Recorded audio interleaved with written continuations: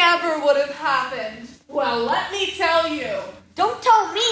I'm on your side. Helen Armstrong is not the only woman alive who can run a Christmas pageant. I made up my mind just to do the best I could under the circumstances. And now I'm going to make this the best Christmas pageant ever. And I'm going to do it with the Herdmans. After all, they raised their hand and nobody else did. And I don't care. Good for you, Grace. The car's over there. And you're going to help me. Does that mean I You have to go.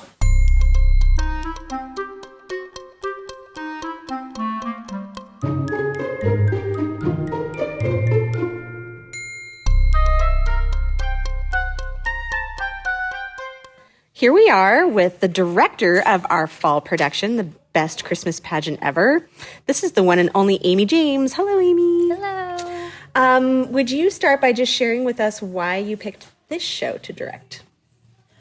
Well, I love this story and always have been. I remember watching it as a TV movie in like the early 80s. And just... the characters are so rich. The story is just so classic and timeless. And it had never been done in my time in Central Oregon. So I'm like, why? Yeah, that's true. I have not seen anybody do it, and everybody does Christmas plays, but not this one. Yeah, and I don't really know why. But also when my husband and I kind of re-entered the theater world together, it was through our church's Christmas pageant, so to speak, or a dessert theater they did. So just that opportunity that it provided us as a couple to like reignite passions, and then and just the story, and I love Christmas, so Christmas shows are fun. Christmas shows are the best. You have worked a lot with young people outside of directing for Beat. So in doing a lot of theater work with kids, what has surprised you the most? Because you also do adult theater yourself. Right. So you experience all the different theater. What has surprised you, or what do you find notable about working with young actors, young performers? I think young actors are amazing because, one, they are so much more willing to take risks as young people. And they are it's just so much easier for them to tap into their imagination. Where I think as we grow up and as adults, we just lose that in just adulting. And it's one of the things, it's really funny because, I also teach kinder music as one of my many other side jobs, which is really about kind of capturing that imagination and really nurturing it and really helping young children develop it and encouraging families to nurture it and develop it at home. And so it's exciting to watch that kind of more from tiny little babies just mimicking mom and dad to them pretending to be other characters on the stage. And it really makes me profoundly sad when I see them lose that, like as early as high school and young adulthood. And because I think it's so important for us to keep. Yeah. Yeah. So. It's so joyful, too, to be able to use your imagination and not feel like you have to put those restraints on yourself. Yes. The ability to escape and all that. And they're the hardest workers. They're so dedicated, and they take it seriously. It's not a fluff thing. Like so their preparedness and dedication and hard work is really inspiring. And and they teach me a lot. Mm-hmm. Cool. And speaking of that, because you do have background in a lot of different areas of teaching, you have a lot of background in music and theater, and you've made the decision to go back to school and get your degree in theater education. What has made you decide to take that step? And because that's a big commitment. Going back to school is a big commitment. It is. I'm a bit of a nerd, and I love school, and I love learning. And so through COVID, I was like, I want to go back to school. I don't know what for. I don't really want to take any more education mainstream track classes, like as far as curriculum and instruction and kind of all those things that they put in line for you to take. So I just started like, what am I into? What do I love? And what do I have a passion for? And it's theater. And so I found an online program that was really doable and affordable. And And it's been really cool to get to learn, and like some of the things that I already might have instinctively done as an actor, finding out like, oh, there's actually a method behind that. Oh, okay. Yes. Or even like, oh, okay, I can go deeper into that because now I understand like the intention behind it. Or, you know, even like some of all the silly improv games we play, and like be like, oh, that's from Meisner, or that's from Chekhov, or that's from one of these, you know, hoity-toity guys that we learned about. So yeah, so that's been really cool, and didn't really know where it would take me, but. And now you're the head of the theater program at Mountain View, Yeah. as well as directing for Beat, as well as your other side gigs. Yes. So you're immediately applying all of your education. Immediately, like sink or swim. Like I still am like, okay, in a year, I'll like actually be able to think about what I'm doing, and not just be doing it. Yes. Be a little more intentional. Yes. Where now I'm just like, let me just do it, and then I'll figure out how this applies later. But it has been, a great resource, and I'm so thankful. It's like this kind of a whim of an idea of like, hey, I'm gonna go back to school and, you know, no biggie, and do this thing, and I have no idea where it's going to go, and then to have it immediately apply. The world heard you, and all these doors have a year, immediately opened it all was at the kind of same time. amazing. So, but high school's a different bag. So Awesome. Well, what are you most excited about for this play and this group? As you watch them start pulling their show together and telling a story, what do you get excited about? Well, one, I'm really excited about the opportunity we have to take it to different places and to get to have some different audiences, and particularly with Touchmark and the seniors there. I think that also has just been something, you know, for years and years and years with kinder music, we would take the little babies caroling, and it was always just such a memorable and special opportunity for me, and then also for the families that came. And so I think to be able to take this show there and have those generations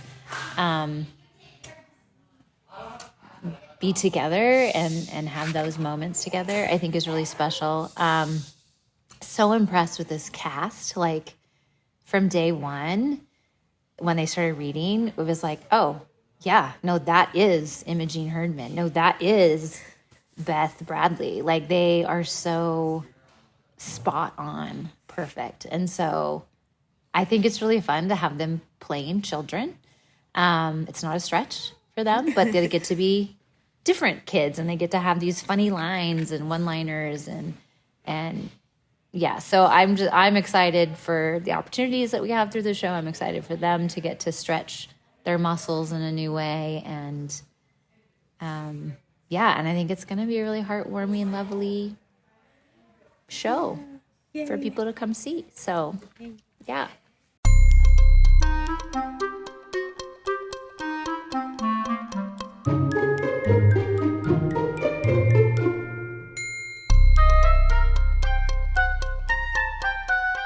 Jesus wasn't even born yet. Mary and Joseph went there. Why? To pay the taxes. I don't know, tell. Shut up, Ollie. Everyone shut up. I want to hear Begin after the beginning. the beginning. The beginning of the play. What happens first? Imogene, this is the Christmas story from the Bible. Haven't you ever heard of the Christmas story from the Bible? That's what this pageant is. So I better read it to you. I don't believe that, do you? There's never...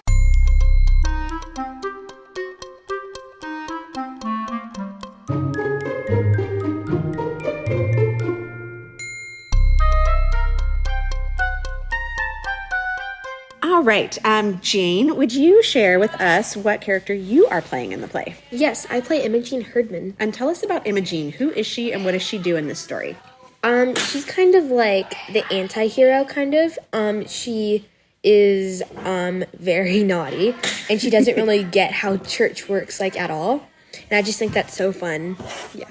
Cool. She has not spent a lot of time at the church? Not at all. Not at all. Okay. And tell me about the Herdman family, because they are all a big part of this story. Oh, yeah. The Herdman family, they're very messed up. when we were workshopping the family, we decided that our family is kind of messed up, and our parents are kind of dark, a little. They're alcoholics and abusive, and our dad's in Canada with his real estate girlfriend. Oh, and our mom. Well, we don't really know where our mom is. We're with the welfare at the moment. Okay. And our brother Claude, his dad is the mailman because he's adopted. Oh, okay. All right. What about your character is the most different from you? I mean, you've just told us a lot of crazy stuff about your character. Yeah. What is the most different from you? I think that she has like a lot of confidence. Like, she knows what she's doing, and even if she knows it's wrong, she's gonna do what she has her mind set to. And that feels different from you. Yes. Yeah. Does it make it hard for you to play her as a character, or does it give you something to tap into? Yeah, it gives me something to tap into, and it's as long as I have direction from the directors, then I think I'm good. Okay, cool. Is this your first time being in a play?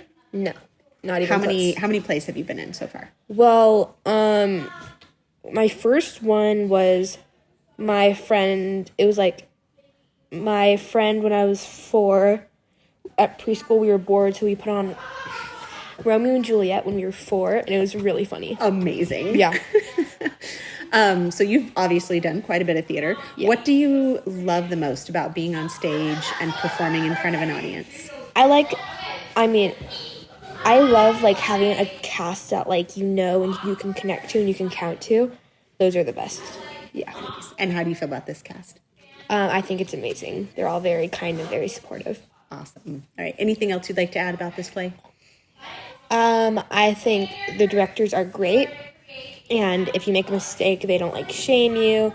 They just kindly tell you like what their vision was, and then they kind of like help you find that, and it's just they're great directors. So, awesome. Yeah. Thank you so much.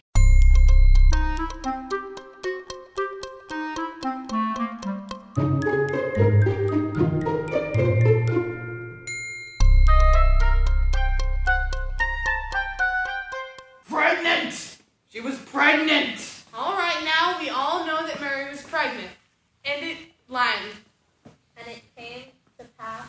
And it came to pass while they were there, that the days were accomplished, that she should be delivered, and brought forth her firstborn son. I don't think it's very nice to say Mary was pregnant. Well, she was. I don't think your mother should say Mary was pregnant. It's better to say great with child. I'm not supposed to talk about people being pregnant, especially in church. And wrapped him in swaddling clothes and laid him in the manger, because there was no room for them in the inn.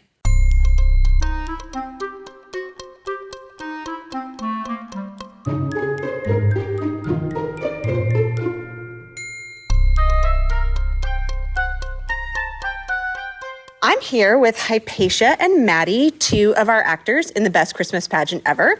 Hypatia, what character are you playing in the show? I am playing Hobie. Hobie, and who? Clark. Hobie Clark, okay. And Maddie, who are you playing? I'm playing Beth. Beth, excellent. What do your characters do in the play? What's Hobie all about?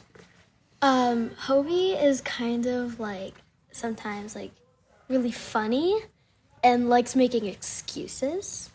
Okay, excellent. And is kind of one of the boys that are afraid of Gladys and Imogene. Excellent. And I play a shepherd. Oh, okay. And then Hobie plays a shepherd in the play. Yes. All right, cool. Maddie, tell us about Beth. Well, Beth is the narrator of the story, and then she's also, like, the character. She's a sister and a daughter, and I think that's just really fun. Excellent. Hypatia, what about your character is most different from you as a person? Well, I'd say that in my past plays I've done one where I knew what I was supposed to do, and I was ensemble and didn't have any lines. Well, I had one line on the other one.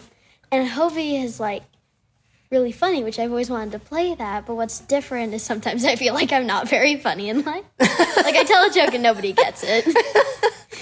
Oh, I think you're very funny, Hypatia. Thank you. Awesome. Okay. Maddie, what about Beth? What is different about Beth than who you are? Definitely like narrating the story, because I feel like in life I'm always like at school and stuff I'm like a background character in my perspective, and it's different being a narrator and being like on stage and center, and like everyone's like going in slow motion or frozen, and then it's like my line. Oh, that must be fun. What do you guys love the most about being on stage and performing? How about you, Hypatia? I've always liked musicals the best, but this Christmas pageant will be probably different because I've never done one where it doesn't have like song and dance. Mm-hmm.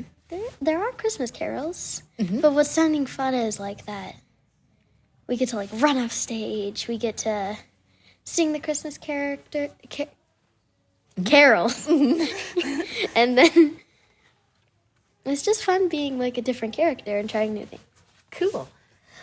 I definitely like being on stage itself and just acting, because I've always wanted to act, and it's just so much fun. And I like the fire part the part where there's a fire and then Mrs. McCarthy runs on stage, and then everyone's off, and then it's just me, and then I say my line, and I really like that. Oh, cool. That sounds like a good moment. Are you excited for the play? Yes. Yes. Excellent. All right. Thank you so much, ladies. Woo!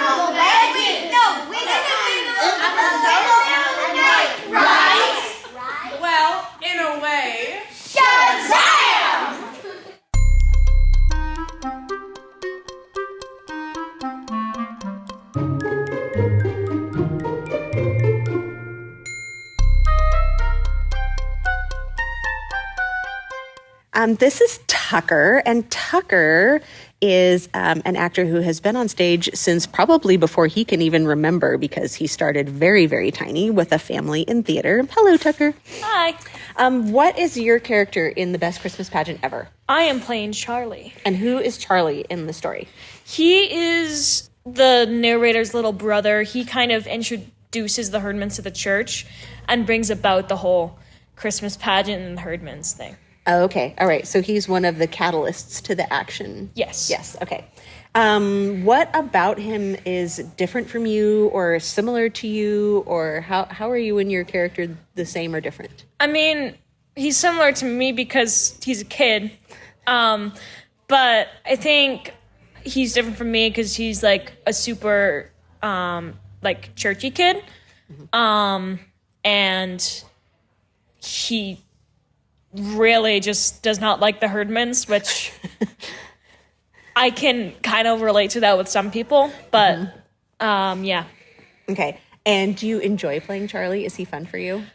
Yeah, I mean, I've played several characters like a lot like him because I just tend to play kids a lot. So yeah, it's enjoyable, but I mean, I've done it a lot, so. Yeah. So you've been on stage quite a lot. What do you like about being on stage? What do you appreciate about the experience of being on stage and performing?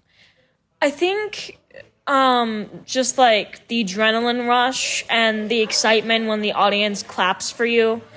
It's just very exciting, and it is very fun when you finally, like, after you spend all this time working on it, you finally get to show it off. Yeah. Yeah, totally understand. What's it like, Tucker, having your mother be your director? I wouldn't recommend it.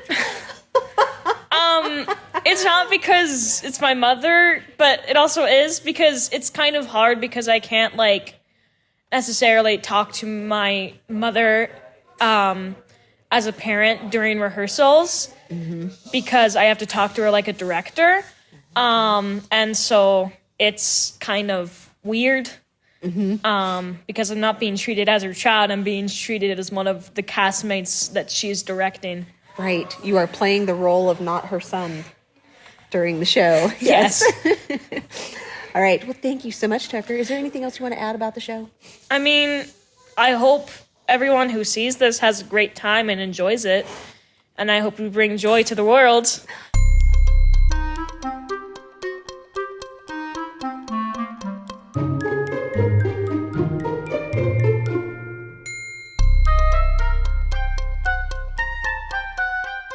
Well, Miali was still in it. Everyone get out. He didn't like Gladys very much at first. I remember how he didn't like Gladys. Yeah.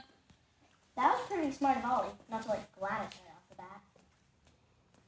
Lion. Anyway, a manger is a large wooden feeding trough for animals. What were the wadded up clothes? The what? It says in there. They wrapped him in wadded up clothes. Swaddling clothes. People used to wrap babies up very tightly in big pieces of material to make them feel cozy. You mean they wrapped him up and put him in a feed box? Where was the child welfare?